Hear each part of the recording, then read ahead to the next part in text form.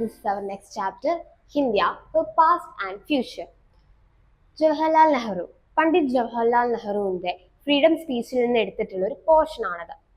ഇതിനകത്ത് ആൾ ഏറ്റവും കൂടുതൽ ഫോക്കസ് ചെയ്യുന്നത് എങ്ങനെയായിരുന്നു നമ്മുടെ ഇന്ത്യയുടെ history before the independence and ആ ഒരു ഇൻഡിപെൻഡൻസ് നടന്ന സമയത്ത് ആ ഒരു പെർട്ടിക്കുലർ മൊമെന്റിൽ എങ്ങനെയാണ് നമ്മുടെ ഇന്ത്യ ആൻഡ് അതിന്റെ ഫ്യൂച്ചർ എങ്ങനെ ആയിരിക്കണം എന്നുള്ളതിനെ ഒന്ന് കംപ്ലീറ്റ് ആയിട്ട് ഫോക്കസ് ചെയ്തിട്ട് എഴുതിയിട്ടുള്ള അല്ലെങ്കിൽ പറഞ്ഞിട്ടുള്ള ഒരു സ്പീച്ച് റിട്ടേൺ ഫോമാറ്റിലാക്കിയതാണ് നിങ്ങൾക്ക് പഠിക്കാനുള്ളത്.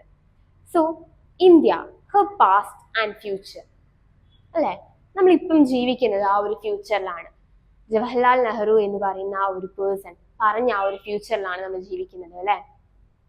ആ ഒരു സ്പീച്ചിലൂടെ ആള് പറയാൻ ഉദ്ദേശിച്ചിരുന്നത് എങ്ങനെയായിരുന്നു നമ്മുടെ ഇന്ത്യ എന്ന് പറയുന്ന ഒരു കൺട്രിയുടെ ഗ്രേറ്റസ്റ്റ് ഹിസ്റ്ററി ഫോമാറ്റ് എങ്ങനെയായിരുന്നു എന്നുള്ളത്, നമ്മൾ ജീവിച്ചു വന്നിരുന്ന ആ ഒരു പ്രസന്റ് ഫോമാറ്റ് എന്താണ്, എങ്ങനെയായിരിക്കണം ഇന്ത്യയിലെ ഫ്യൂച്ചർ ജനറേഷൻ ജീവിക്കാൻ പോകേണ്ടത് എന്നുള്ള ആ ഒരു 3 പാർട്ടിലായിട്ട് ഡിവൈഡ് ചെയ്ത് വന്നിട്ടുള്ള ഒരു സ്പീച്ചാണിത്. നമുക്ക് ആ സ്പീച്ച് എന്താ നോക്കാം, അല്ലെ. നിങ്ങളുടെ ബുക്കിനകത്ത് പറയുന്നുണ്ട് ഗാന്ധിജിയുടെ കുറെ ഓപ്ഷൻസ് അല്ലെങ്കിൽ കുറെ ഒപ്പീനിയൻസ് നമ്മുടെ ജവഹർലാൽ നെഹ്റു യൂസ് ചെയ്തിട്ടുണ്ട് എന്നുള്ളത്. എന്തൊക്കെയാവും അത്? ഗാന്ധിജി ഏറ്റവും കൂടുതൽ യൂസ് ചെയ്തിട്ടുള്ള ഒരു കാര്യമാണ് മോഡേണിറ്റി എന്ന് പറയുന്ന ആ ഒരു കൺസെപ്റ്റ് നമ്മുടെ ട്രഡീഷണലിലേക്ക് ഇൻഫ്ലുവൻസ് ചെയ്യാം. നമ്മുടെ ട്രഡീഷൻ മാറ്റാതെ അല്ലെങ്കിൽ നമ്മൾ ഫോളോ ചെയ്ത് വന്നിരുന്ന ആ ഒരു റൂൾസും റെഗുലേഷൻസും മാറ്റാതെ തന്നെ നമ്മളെ മോഡേൺ കൾച്ചറിലേക്ക് മൂവ് ഓൺ ചെയ്യിപ്പിക്കുക. നെഹ്റുവും ഏറ്റവും കൂടുതൽ ഇംപ്ലിമെന്റ് ചെയ്തിട്ടുള്ള ഒരു കാര്യമായിരുന്നു അത്. നമ്മുടെ ഇന്ത്യയുടെ ആ ഒരു പൈതൃകം എന്ന് പറയുന്ന ആ ഒരു കാര്യം, ആ ഒരു കൾച്ചർ ഒന്നും മാറാതെ തന്നെ നമ്മളെ എങ്ങനെ മോഡേണിറ്റിയിലേക്ക് മാറ്റിയെടുക്കാം എന്നുള്ളത്. നമ്മൾ ഒരുപാട് ഫേസ് ചെയ്തിരുന്ന പ്രശ്നങ്ങളാണ്, അല്ലെ. Social rules, religion, caste division എന്ന് പറയുന്നതൊക്കെ.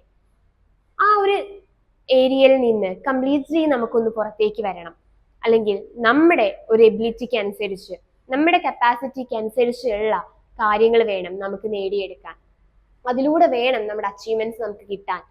അല്ലാതെ not basing the caste system എന്നുള്ള ഒരു ഫ്യൂച്ചർ ജനറേഷനിലേക്ക് നമ്മൾ മാറി.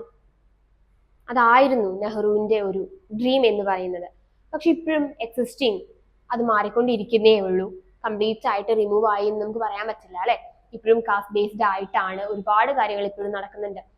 നമുക്കത് കംപ്ലീറ്റ്ലി മാറി നമ്മുടെ നെഹ്റുവിന്റെ കൺസെപ്റ്റ് അനുസരിച്ചുള്ള ഒരു ഫ്യൂച്ചർ ജനറേഷനിലേക്ക് നമ്മൾ എത്തിച്ചേർന്നു എന്ന് പറയാൻ പറ്റില്ല. കുറച്ച് ഡിഫിക്കൽട്ട് ആണ്.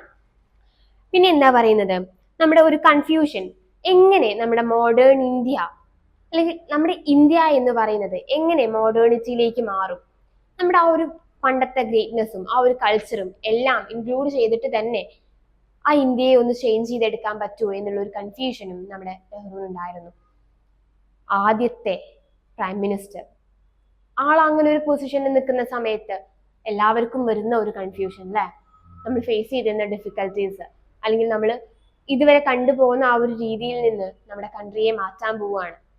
എല്ലാവർക്കും ഒരുപോലെ ഇക്വാലിറ്റി കിട്ടണം, ഒരുപോലെ ഓപ്പർച്യൂണിറ്റീസ് കിട്ടണം എന്നുള്ള ഒരു ഐഡിയയിലേക്ക് എത്തിക്കാൻ എന്തെല്ലാം നമ്മൾ ചെയ്യണം എന്നുള്ളതൊക്കെയാണ് ഈ ഒരു സ്പീച്ചിലൂടെ പറയുന്നത്.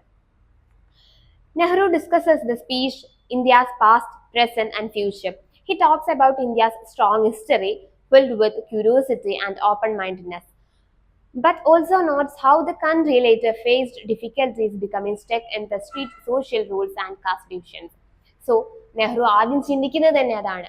എത്രത്തോളം നമ്മുടെ സോഷ്യൽ റൂൾസിൽ നിന്ന് കിട്ടിയിട്ടുള്ള ഡിഫിക്കൽട്ടീസ്, അതുപോലെ കാസ്റ്റ് ഡിവിഷൻ എന്ന് പറയുന്നത് നിന്ന് കിട്ടിയിട്ടുള്ള ഒരു ഡിഫിക്കൽട്ടീസ്, മെജോറിറ്റി ഓഫ് ദ പേഴ്സൺസിന് ഇപ്പോഴും എഡ്യൂക്കേഷനിലാണെങ്കിലും ജോബ് ഓപ്പർച്യൂണിറ്റീസിലാണെങ്കിലും കാസ്റ്റ് എന്ന് പറയുന്നത് ഒരു ഇമ്പോർട്ടൻറ്റ് റോളാണ്.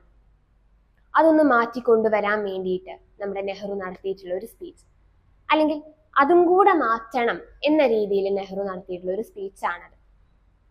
ഇന്ത്യയിൽ ജീവിച്ചു വന്നിരുന്ന ആളുകൾ അവർ മാറണം, അവരുടെ മൈൻഡ് സെറ്റ് കംപ്ലീറ്റ്ലി മാറണം. അതിന് വേണ്ടിയിട്ട് ആള് ചെയ്തിട്ടുള്ളതാണ്.